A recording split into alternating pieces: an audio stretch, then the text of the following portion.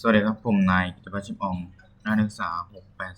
682000017สาขาวิศวกรรมเครื่องกลครับวันนี้ผมก็จะมานำเสนอเรื่อง 2D Sketch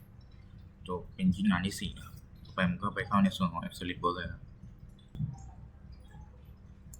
ต่อไปเราก็จะ Center Point นะครับด้วยฟอนต์เพนนะคลิกที่มันจิ้นนะลากขึ้นไปครับคลายขี้ออกมาครับต่อไปบอกขนาด Smart Dimension นะครับเส้นนี้ก็60ครับ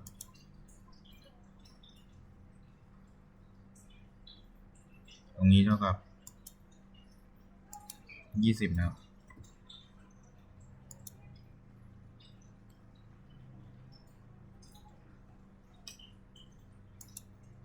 ต่อไปเราใช้ในส่วนของ Offset ครับนั่นแหละเปลี่ยนเป็นตัวนี้ตัวใช้เป็นตัวนี้ครับชี้จุดเดียวกัน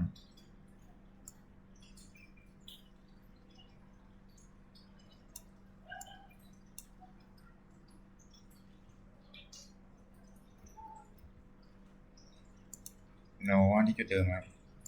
ชี้จุดเดิมครับแล้วลายมาสมาร์ทไม่ใช่ครับตรงนี้แล้วกับ10ครับ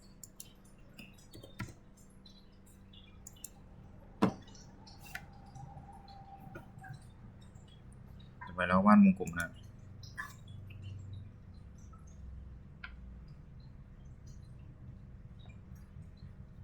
เริ่มจากจุดจีนเป็นเส้นปลายครับวาดเลย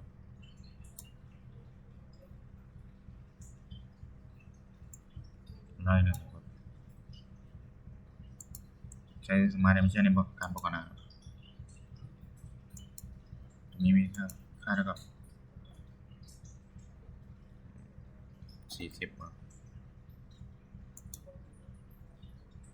วงในนะครับเท่ากับ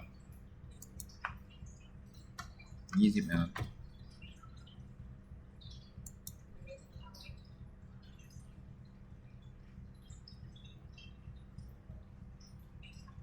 ต่อไประบุความยาวครับเส้นนี้จุดนี้ครับ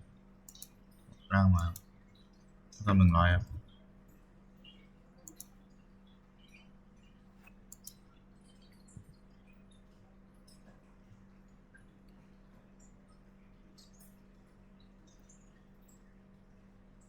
ที่จุดนี้แล้วคอนโทรลค้างไว้ที่จุดนี้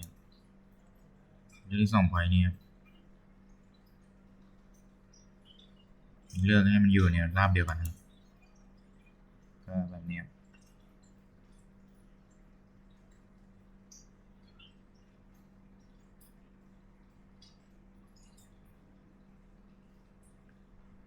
ต่อไปเราใช้คำสั่งหลายครับคลิกที่นี้ลากไว้แนวราบนี้ลากมาจุดตรงนี้กด EC เข้าไปครับ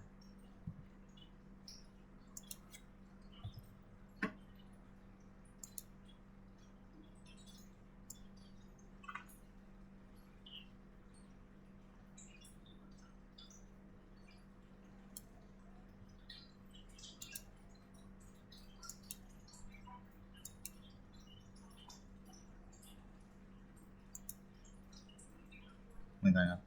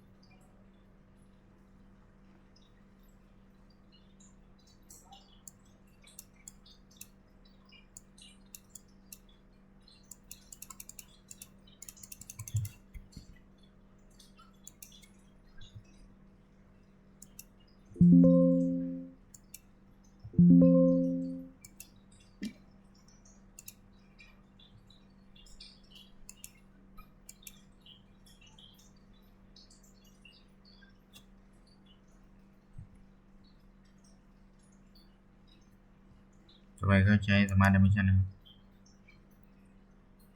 ที่จุดนี้ครับก้อนนี้เท่ากับ100ครับ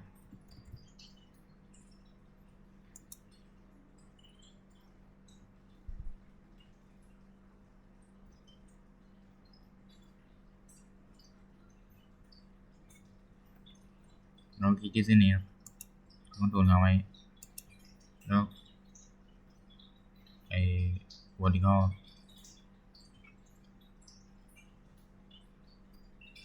ไม่เป็นโคลิเนียให้มันอยู่ในเส้นเดียวกันนะครับ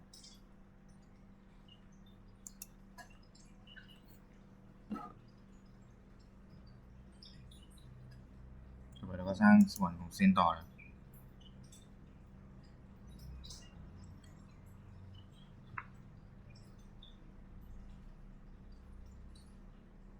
ได้เส้นนี้ครับได้มา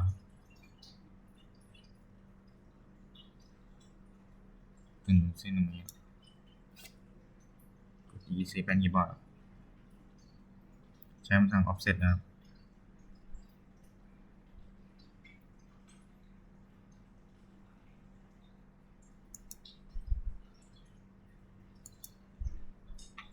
ขึ้นไป5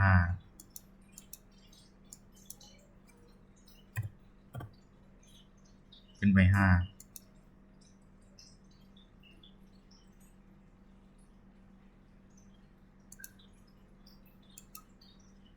แล้วลงมา5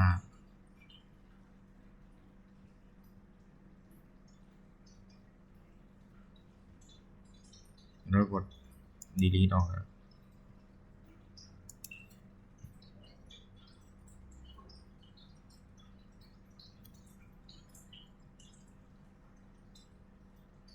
แล้วก็ได้แบบนี้นะ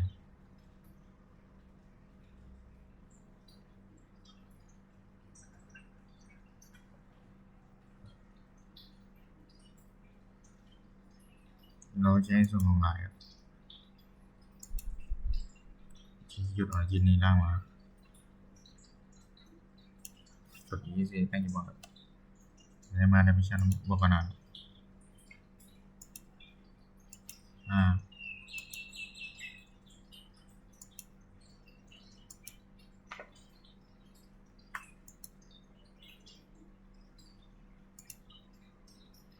แล้วก็เส้นนี้ที่5มาครับ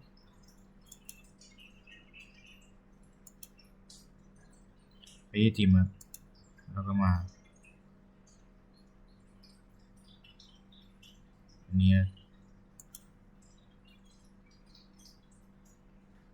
มาเลือกเส้นนี้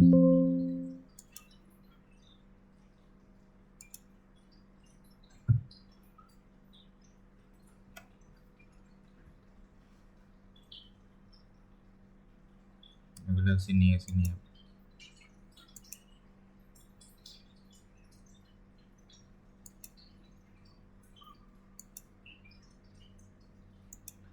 แล้ววงนี้อันนี้ก็ได้มาลักษณะมาเนี้ย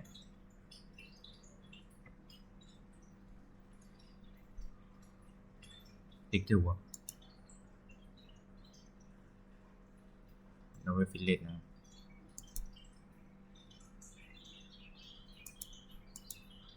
ฟิลเลตเท่ากับ10ครับ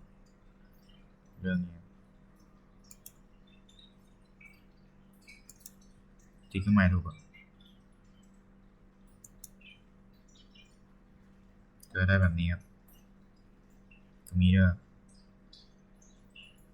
เอาเป็น5ครับ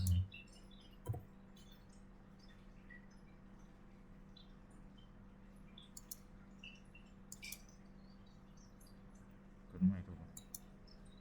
ก็ได้มาแบบนี้ครับ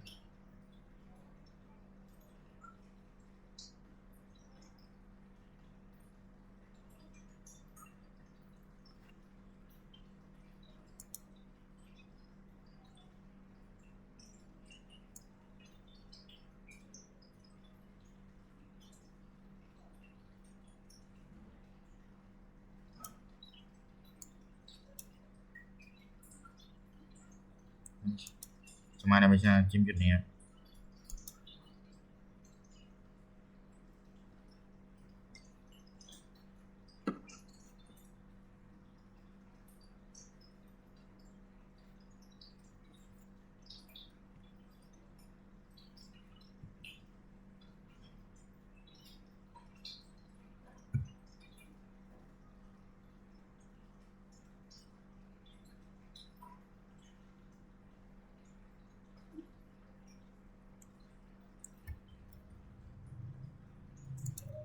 แล้วก็มากดคลิกจุดนี้แล้วก็คอนโทรลค้างไว้จุดนี้จุดนี้จุดนี้5 จุดนะครับ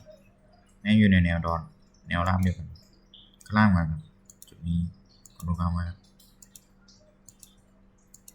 แนวราบเดียวกันครับ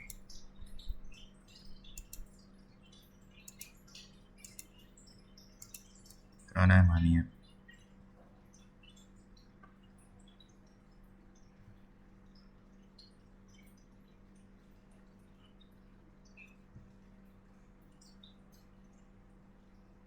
แล้วมาคลิกที่นี้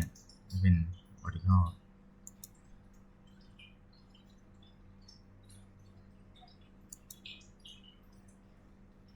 นี่ก็คือได้ก็เป็นฟีเจอร์ extrude นะ extrude ออกมา10ครับตัวที่หมายถูก